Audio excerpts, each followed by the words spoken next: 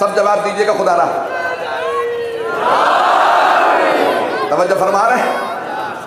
یہ صرف مولا سمجھا سکتے ہیں. کوئی ایسا نہ سمجھے کہ میں اللہ والا ہوں. میری باتوں کو برا نہ منائیے گا. مولا کوفے تشریف لائے, مدینے سے آپ منتقل ہو گئے, آپ نے دارالخلافہ منتقل کر دیا تھا. سب کے ذہنوں میں ہے کہ آپ نے دارالخلافہ منتقل کیا. اس پہ بھی چلیں ایک چھوٹی سی بحث سن لیجئے.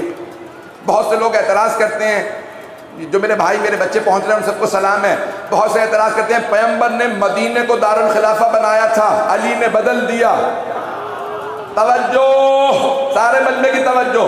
عزیزان گرامی, جب پیغمبر اسلام نے اسلام شروع کیا تو مکے میں تھے, لیکن جب جنگوں کی نوبت آئی, سیاست کی باری آئی, تو آپ نے کہا مکے سے چلو, یہ مقدس جگہ ہے. نہیں پہنچا مجمع. مقدس مقامات پہ جنگیں نہیں لڑی جاتی.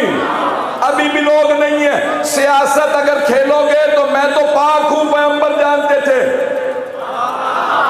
دوسروں کی سیاست بڑی غلیظ ہوگی, مجھے مکے سے باہر جانا پڑے گا تاکہ کوئی بھی مکے میں خون نہ بہائے, پتھر بھی مارے تو مدینے میں مجھے پتھر مارنا. اللہ کا حرم مکے میں ہے. مولا جانتے تھے جنگیں ہوں گی, جنگ جمل ہوگی, صفین ہوگی, نہروان ہوگی. آپ نے فرمایا میں مدینے سے اس لیے جا رہا ہوں, پیغمبر کا حرم مدینے میں ہے. اب پتہ چلا مقدس جگہوں پہ جنگیں نہیں لڑی جاتی. جو مقدس جگہوں پہ جنگیں لڑے وہ منافق ہوتا.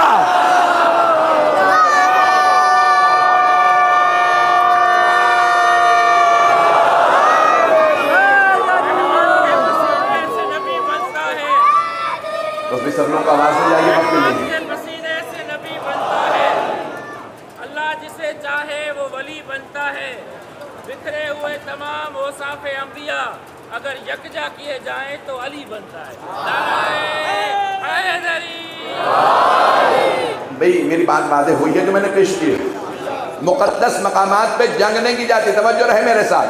مولا حسین علیہ السلام نے بھی یہی پیغام دیا. توجہ, جب یزید نے کہا نا یا تلوار اٹھا کے مقابلہ کیجئے یا پھر بیعت کیجئے, تو مولا نے بیعت کو نام دیا ہے ذلت. کچھ لوگ پہنچ گئے ہیں. توجہ, اللہ فرما رہا ہے ان العزت للہ, عزت اللہ کی ہے. دوسرے مقام پہ اللہ فرماتا ہے عزت اللہ کی, اس کے رسول کی اور مومنوں کی. تو کوئی ایسے تلاش کرو نا مومن کہ جو سر نیزے پہ ہو پھر بھی قرآن سنا کے عزت کمائے, اور کوئی تخت پہ بھی بیٹھ جائے تو ذلیل رہے.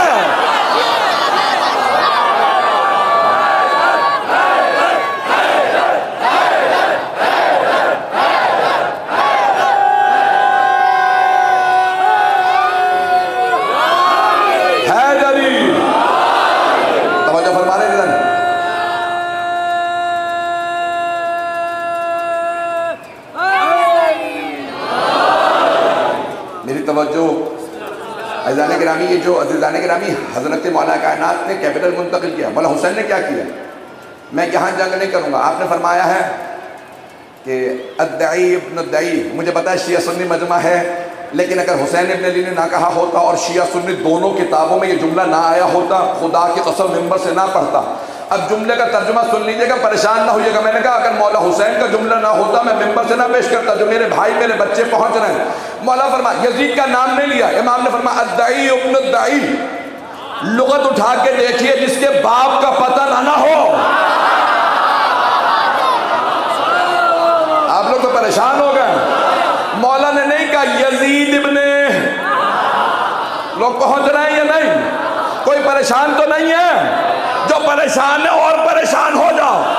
مولا فرماتے ہیں مجھ سے اس نے بیعت مانگی ہے جس کے باپ کا پتہ نہیں, اور بیٹا بھی ایسے کا ہے جس کا شجرہ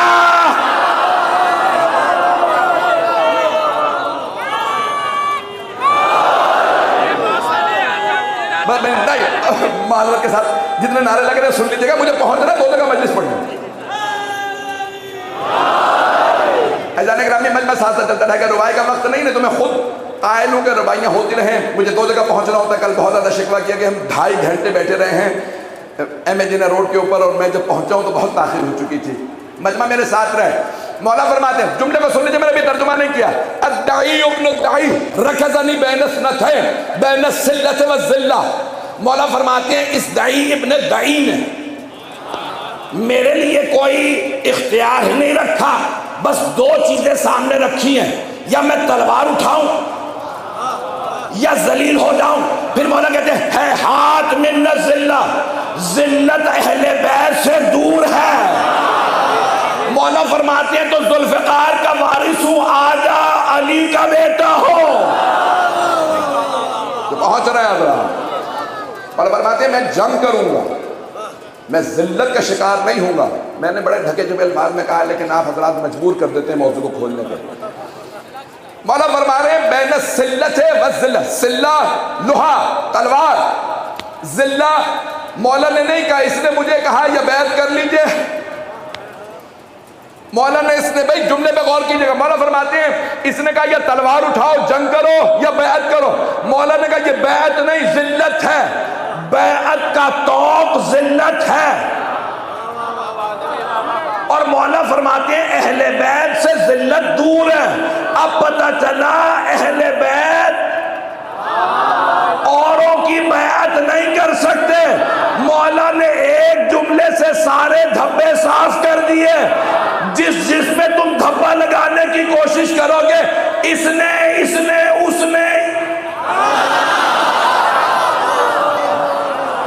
بیعت کر لی تھی.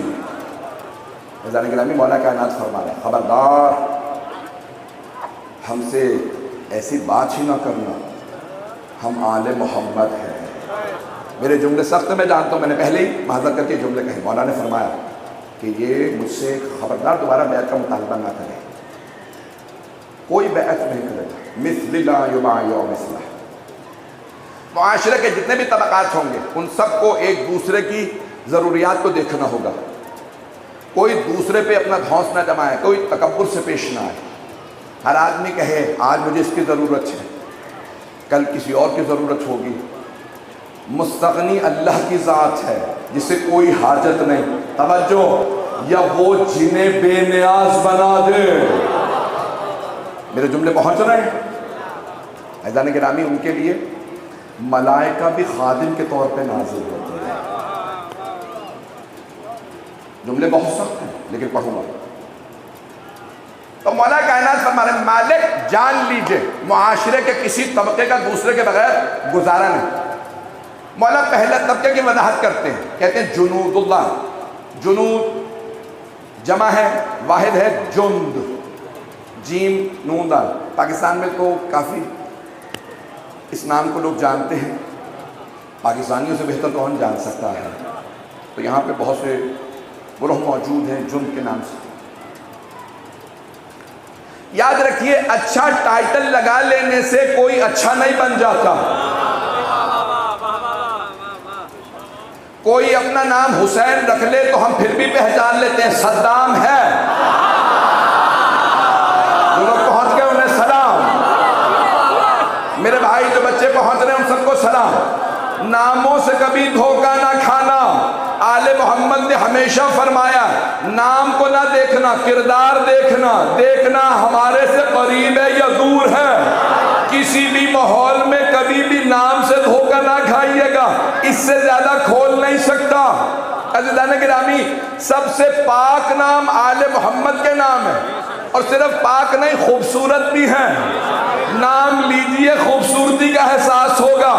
پیغمبر کی حدیث ہے مجھ سے پہلے کسی کا نام محمد نہیں تھا, میرے بھائی علی سے پہلے کسی کا نام علی نہیں, میرے نواسوں سے پہلے نہ کوئی حسن تھا نہ حسین. پاک نام اور پاک کے ساتھ ساتھ خوبصورت. ان ناموں کے معانی دیکھیے, اوروں کے تو نام بھی نہیں لے سکتے. میں سیریس ہوں, آپ لوگ ہنس رہے ہیں. عزیزان گرامی بہت سے ایسے نام ہیں, میں نے کل یا پرسوں آپ کی خدمت میں عرض کیا تھا, بہت سے ایسے نام ہیں جن کا نام لے کے برائی کر دو تو جیل چلے جاؤ, تعریف کرو تو جہنم جاؤ.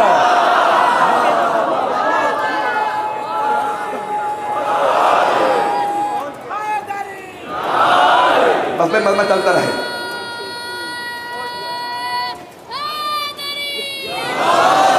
غور فرمائیں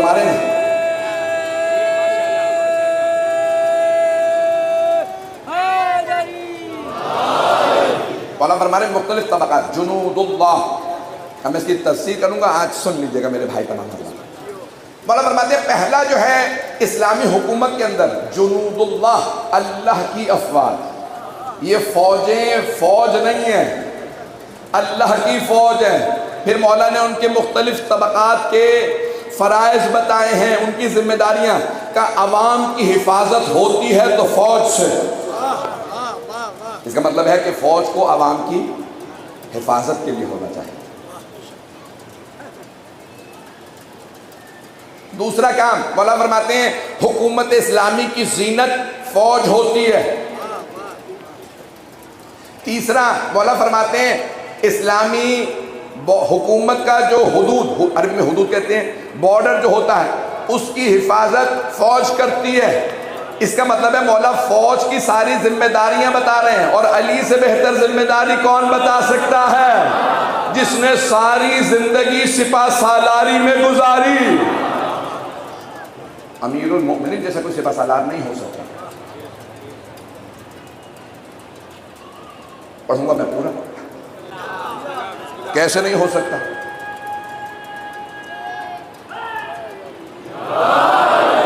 توجہ رہے میرے ساتھ برادران کی.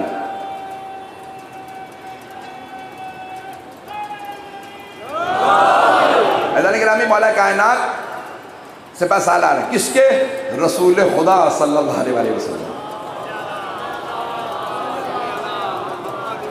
وما ينطق عن الهوى ان هو الا وحی یوحی.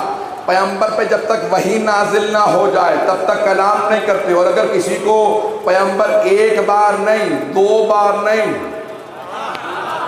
27 غزوے لڑے تو ہر ایک میں سپہ سالار علی. اور 83 ٹوٹل جنگیں غزوے اور سریہ ملا کے 83 ہیں، سب میں سپہ سالار مولا علی. بس ایک میں مولا علی سپہ سالار نہیں ہے، غزوہ تبوک، اس میں مولا کے بھائی جعفر طیار سپہ سالار ہیں. مولا فوج میں نہیں تھے. پیغمبر نے کہا یا علی میں فوج لے کے جا رہا ہوں، آپ مدینے کی حفاظت کیجئے گا. ساری فوج پیغمبر کے ساتھ، اور ایک اکیلا آدمی سارے مدینے کی حفاظت کے لیے.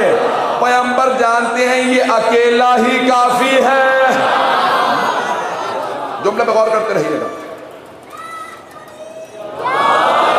میں آپ جانتے ہیں میں بہت محتاط انداز سے جملوں کو پیش کر رہا ہوں. مجھے پڑھنا بھی پورا ہے اپنا مضمون، اور میں فضائل کا بھی سہارا لے رہا ہوں، لیکن مجھے بات کو بھی پہنچانا ہے. میرے تمام بھائی، میرے بچے میرے جملوں کو غور سے سنیں گے کہ فوج کی ذمہ داری کیا ہے. مولا امیر علیہ السلام، دیکھیں ہوتا یہ ہے عام طور سے جو بڑے افسر ہوتے ہیں وہ سپاہیوں کو لڑنے بھیجتے ہیں. آپ میں سے کوئی فوجی رہا نہیں. آپ فوج اٹھا کے دیکھ لیجئے، پوری دنیا کی کہیں کی بھی فوج ہوگی، جو جرنیل ہوگا، جو بڑا افسر ہوگا، وہ ہمیشہ سپاہیوں سے کہے گا جاؤ حملہ کرو، جاؤ لڑو. لیکن مولا کائنات کو جب پیغمبر نے سپہ سالار بنایا تو آپ نے نہیں کہا جاؤ لڑو، آپ نے کہا رکو، لڑنے دو. پہنچ گیا. میں سوچ رہا تھا میرا جملہ نہیں پہنچے گا.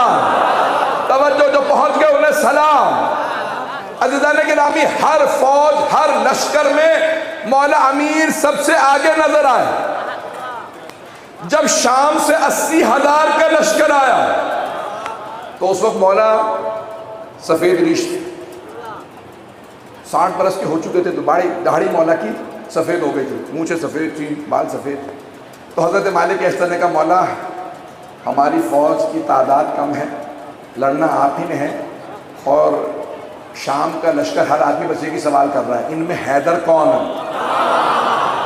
تو مولا وہ جو ایک حیدر کا روب بیٹھا ہوا ہے نا، آپ نے 25-26 سال جنگ نہیں کی ہے، تو آپ کیا کریں خطاب کر لیں تاکہ کوئی یہ نہ سمجھے حیدر بوڑھا ہو گیا. ابھی بھی مجمع نہیں ہے، میں آرام سے پڑھ رہا ہوں تو آپ آرام سے سن لیں گے. تو حضرت مالک اشتر نے کہا مولا خطاب کر لیجئے. عزیزان گرامی، وہاں سارے لشکر میں بس ہر آدمی کو بس شام والوں نے سنا تھا کوئی حیدر کرار ہے، دیکھا تو تھا نہیں. تو جناب مالک اشتر نے کہا مولا خطاب کر لیجئے، لوگوں پہ روب باقی رہے گا. جناب مالک اشتر کو مولا امیر نے دیکھا، کہا مالک شیر بوڑھا بھی ہو جائے تو شیر ہوتا ہے. آپ کی زبان میں پیش کروں، گھاس نہیں کھاتا.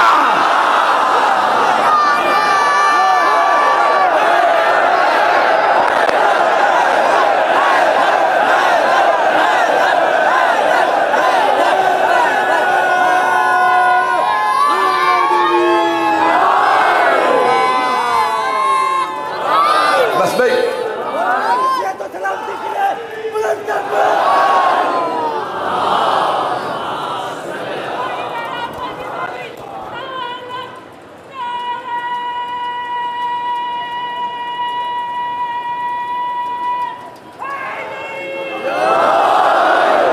میں جانتا ہوں بیٹھنے کی جگہ نہیں ہے، مجھے بتایا جا رہا ہے کہ آپ کی تاریخی یہاں پہ جو اجتماع ہے، تاریخی مجمع ہے، سن لیجئے پھر تاریخی بات بھی سن لیجئے۔ بتانے کہ ربی مولا کائنات نے فرمایا مالک شیر بوڑھا بھی ہو جائے تو شیر شیر ہوتا۔ کہ مولا آپ پہ مجھے شک نہیں ہے، لیکن وہ 80,000 کا جو لشکر آ رہا ہے نا، ان کے ذہنوں میں بس ایک ہی سوال ہے، حیدر کون ہے؟ مولا آپ نہ لڑیے گا، لڑیں گے ہم، آپ صرف دیکھیے گا، بس خطاب کر لیجئے۔ مولا نے فرمایا مالک مجھے میدان میں اترنے دو، 80,000 کو بتاؤں گا علی کے بازو کمزور نہیں ہوئے، نہ ذوالفقار کند ہوئی ہے۔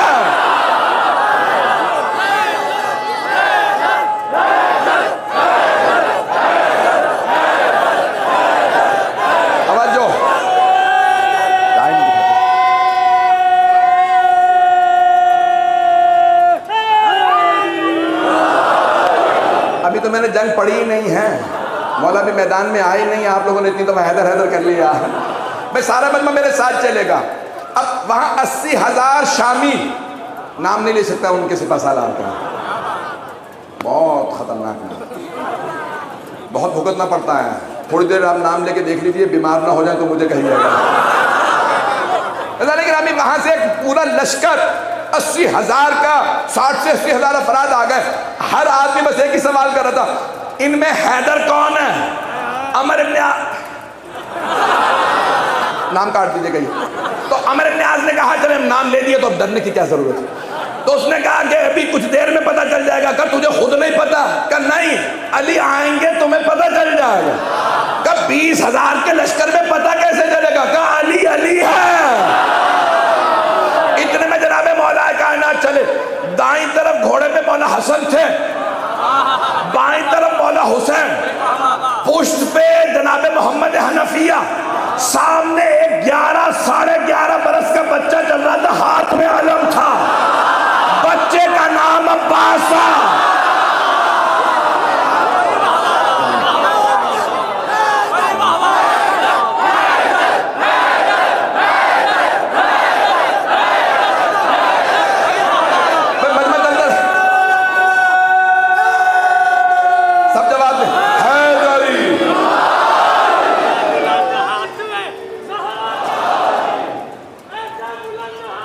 پانی بیٹا دی رکھا جیسے عرشے بنی کو سنبھال کے، دنیا میں کوئی وفا کی ایسی مثال ہے، دنیا میں کوئی وفا کی ایسی مثال ہے، پیاسا کھڑا ہے مشک میں دریا کو ڈال کے۔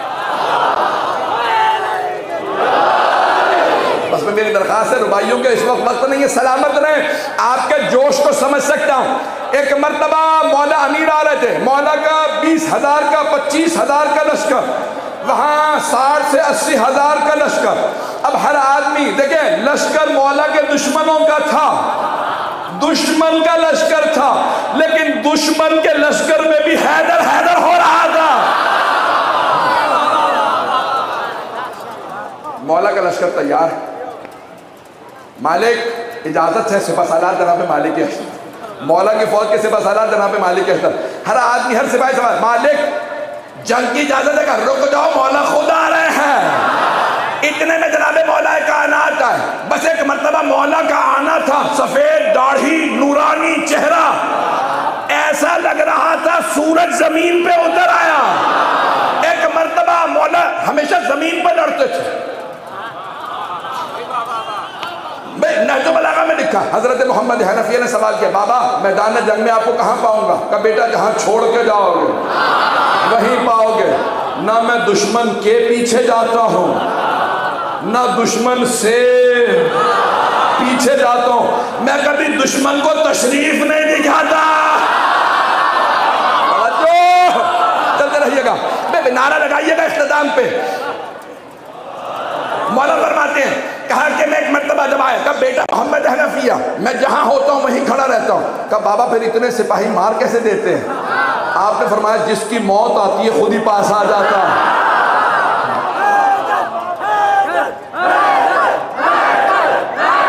میں جانتا ہوں مولا کا نام جوش دلاتا ہے. بس بھائی سن لیجئے, 2 جنگ کے جملے سن لیجئے, میں جنگ پڑھنا نہیں چاہ رہا تھا, آپ نے جوش اتنا دلا دیا. تو عزیزان گرامی مولا ایک مرتبہ ہے, سارا لشکر سوال کر حیدر کون؟ بس ایک مرتبہ مولا کا آنا تھا. مولا براق,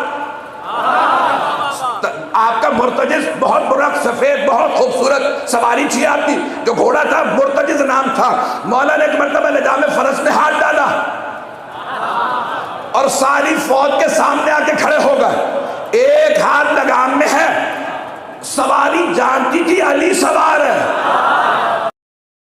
سامنے 80,000 لشکر. مولا نے ذوالفقار کھینچی, سارے لشکر نے 2 منہ والی تلوار دیکھی.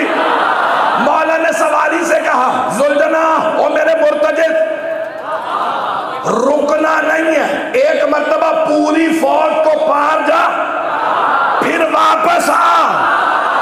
اسے بھی پتا تھا علی سوار ہے, دوڑ نہیں رہا تھا اڑ رہا تھا.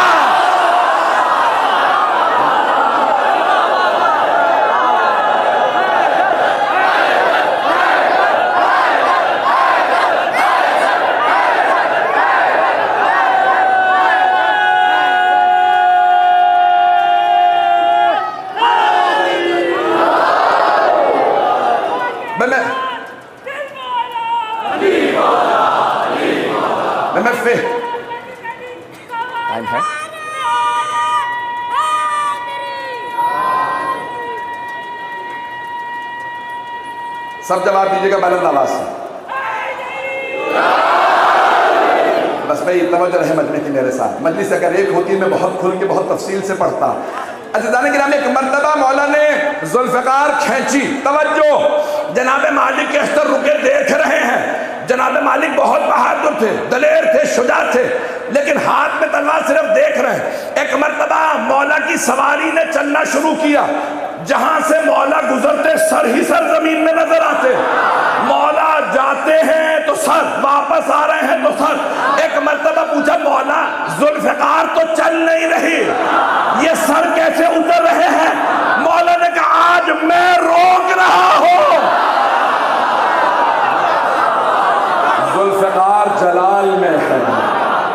عزیزان گرامی سپہ سالار مولا علی خود آئے. میرے جملے پہنچ رہے ہیں؟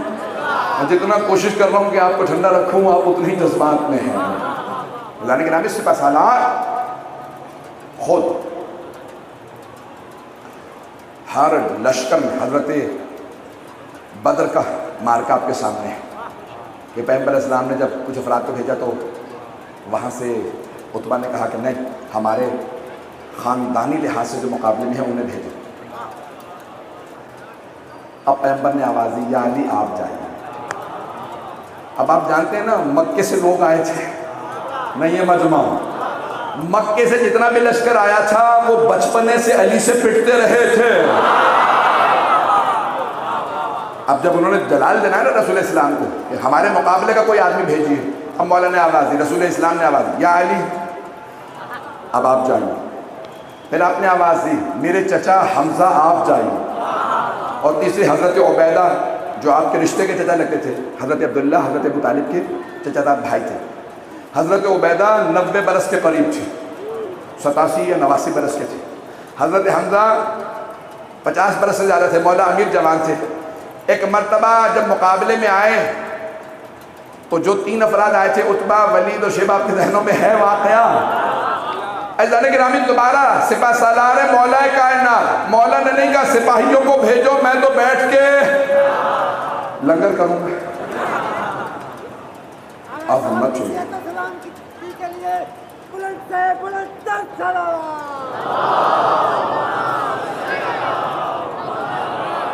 میرے جملے سخت ہیں لیکن ان جملوں کو برداشت کیجیے. عزیزان گرامی سب سے عظمت یہ ہے سرور کائنات کی, مولا کائنات کی اور اہل بیت علیہ السلام کی. انہوں نے یہ نہیں کہا سپاہی جائیں لڑیں, جو حق پہ ہوتا ہے وہ خود آتا ہے. اب میں ایک اصول پیش کر رہا ہوں، ہر جنگ میں اہل بیت سب سے آگے نظر آئے، پہلے جنگ میں آئے، سوائے کربلا میں پہلے اصحاب گئے، پھر بچے گئے، پھر جناب علی اکبر، جناب عباس، آخر میں مولا حسین۔ واحد معرکہ جس میں ترتیب پلٹ گئی، اور خود مولا حسین نے بلکہ، کیوں؟ پوری زندگی کے لیے اپنے پلے سے باندھ لیا۔ ہر جنگ میں مرنا مشکل ہوتا ہے، جینا آسان۔ جو پہلے جاتا ہے وہ مرنے نہیں، اسے پتہ ہے کہ موت سامنے ہے۔ کربلا میں برعکس تھا، کربلا میں مرنا آسان تھا، جینا مشکل تھا، بھوک پیاس تھی۔ تو مولا نے کہا جو اصحاب ہیں انہیں پہلے بھیج دو، تاکہ وہ فوراً میرے بابا سے، میرے نانا سے حوض کوثر پہ پانی پی، اور آخر تک میرے ساتھ وہ رہے گا جو سب سے زیادہ صبر رکھتا ہے۔ اب بات واضح ہوئی ہے جانے کے نہیں؟ مولا جانتے ہیں یہاں جینا مشکل ہے، گرمی کی تپش، بھوک پیاس، اور اگر اختتام پہ مولا ایک چھوٹا سا بچہ لاتا ہے، میں تفصیل سے مسائل پڑھنے کا آدمی ہوں۔ کل مجھے بتایا گیا کہ آپ کی اس مملکت کے اندر 3 میرے بھائی بے ہوش ہو گئے تھے، اور باہر اس سے بھی زیادہ۔ مجھے نہیں معلوم، مجھے آج ڈر لگ رہا ہے، کھول کے پڑھوں گی مسائل۔ میری خود بھی دعا ہے کہ مجھے موت آئے تو مسائل پڑھتے ہوئے۔ آج ایک ایسے شہزادے کی شہادت کو پڑھنا ہے جنہیں یہی نہیں معلوم تھا تیر لگنے پہ ہنسنا ہے یا رونا ہے۔ میں نے جملہ پڑھ دیا ہے، بیٹا پانی دینا۔ حضرت علی اصغر علیہ السلام کی شہادت ہے۔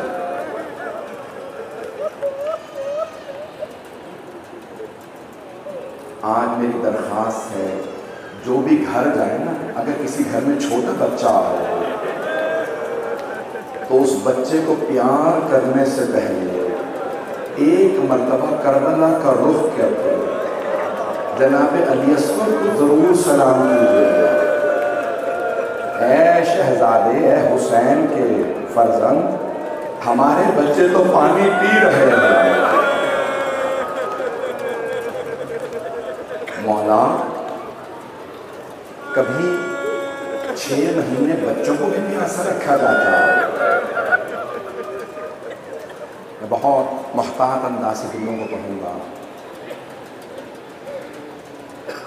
یہ وہ شہادت ہے جو خود میرے لیے پڑھنا مشکل ہے۔ حضرت مختار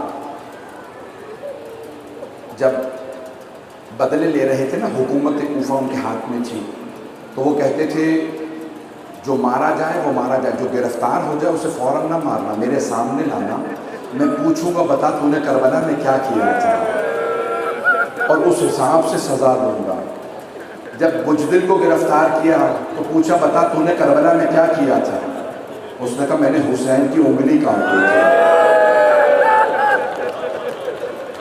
حضرت مختار نے کہا تو نے حسین ابن علی کی؟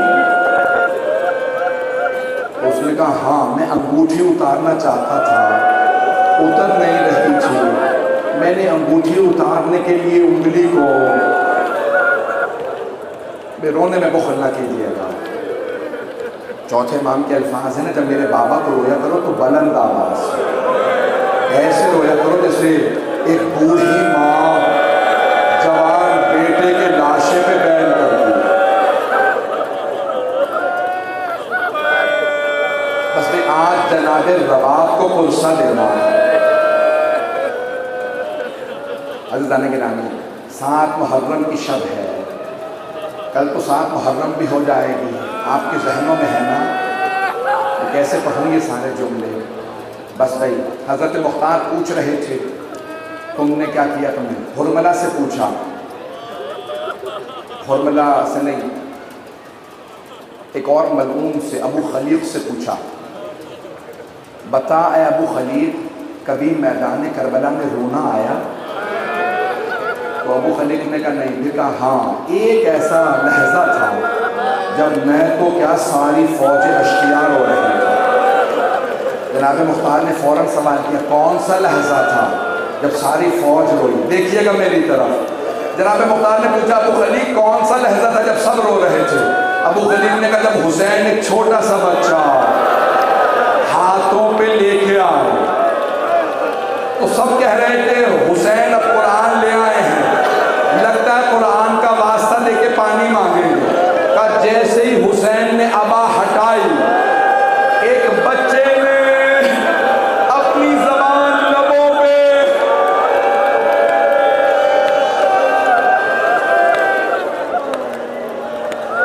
یہ وہ لحظہ تھا جب ساری فوجیں اشتیار ہو رہی تھی.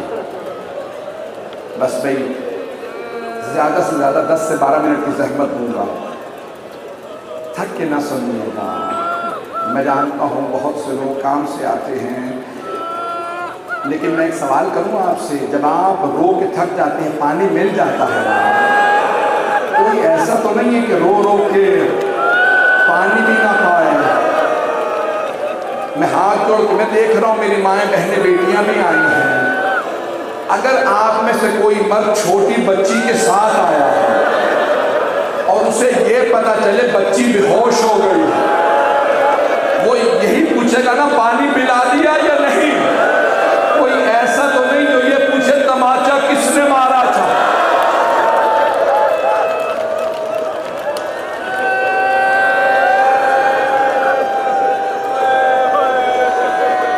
اجرکم اللہ.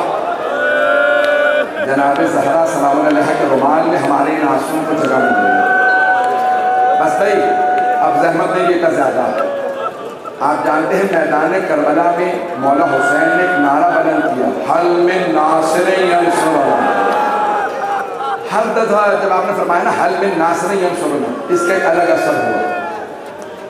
ایک مرتبہ آپ نے فرمایا حل من ذاب یضر اور حرم رسول اللہ، ہے کوئی جو نبی زادیوں کے پردے کو بچا لے؟ بس جیسے ہی مولا نے فرمایا نا ہے کوئی نبی زادیوں کے پردے کو بچانے والا، تو بیویوں کے رونے کی آواز آنے لگی. مولا خیموں میں واپس آئے، بلند آواز سے کہا زینب ابھی حسین زندہ ہے. میری زندگی میں میری بہنیں اتنی بلند آواز سے کیوں رو رہی ہیں؟ کہا بھیا جب آپ نے کہا نا ہے کوئی جو نبی زادیوں کے پردے کو بچائے، علی اصغر نے اپنے آپ کو گہوارے سے گرا دیا.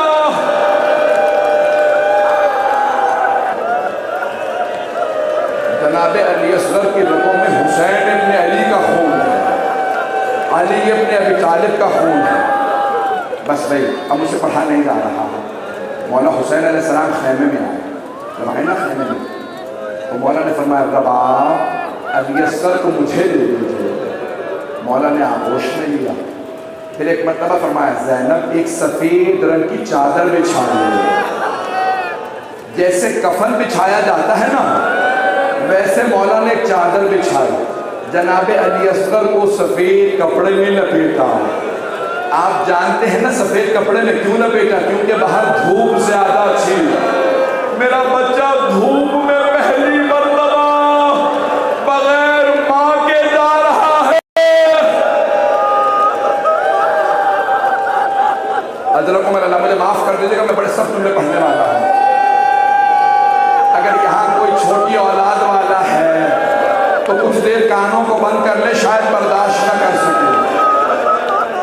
جناب رباب نے دیکھا میرا علی اصغر تیار کیا جا رہا ہے. جناب سید الشہداء نے سفید کپڑے کو لپیٹا اور ایک مرتبہ آغوش میں لیا، ابا میں چھپایا، چلنے لگے. ایک مرتبہ میدان کربلا میں آئے. عمر سعد نے آواز دے کے کہا لگتا ہے حسین قرآن لا رہے ہیں، خبردار کسی نے حسین کو پانی پلایا. مولا نے ابا کو ہٹایا اور ایک جملہ کہا اگر تمہارے نزدیک کوئی مجرم ہے تو میں ہوں. میں بیعت نہیں کر رہا، میں بیعت سے انکار کر رہا ہوں، مجرم میں ہوں، میں بیعت نہیں کروں گا۔ اس بچے کا کیا قصور ہے؟ بچے کو پانی پلا دو۔ بس ایک مرتبہ جناب علیہ السلام نے مولا کی عصمت کی گواہی کے لیے زبان کو نکالا اور لبوں پہ پھیرنا شروع کیا۔ عمر سعد نے دیکھا ساری فوج رو رہی ہے، آواز دی، یا حرملہ اقطع کلام الحسین، حرملہ حسین کے کلام کو بند کر دے۔ حرملہ نے تیر نکالا، کمان میں رکھا، چلانا چاہتا تھا، تیر گر گیا۔ اگر دیکھ سکے تو سب سے درخواست ہے آخری جملے سن لیجئے، میں پوری شہادت نہیں پڑھوں گا۔ حرملہ نے جیسے ہی تیر کمان میں رکھا، چلانا چاہا، تیر گر گیا، دوبارہ تیر اٹھایا، پھر تیر گر گیا۔ ایک مرتبہ عمر سعد نے یا کسی اور نے کہا، اے حرملہ، اگر مجھ سے کوئی پوچھتا نا لشکر یزید میں سب سے سخت دل کون ہے، سب سے پتھر دل کون ہے، میں تیرا نام لیتا، تجھ سے ایک بچہ نہیں مارا جاتا۔ حرملہ نے عمر سعد کو دیکھ کے کہا، عمر سعد، بچہ میں ابھی مار دوں، لیکن جب بھی میں تیر چلانے لگتا ہوں، ایک برقع پوش بیوی برقعے کا دامن پھیلا کے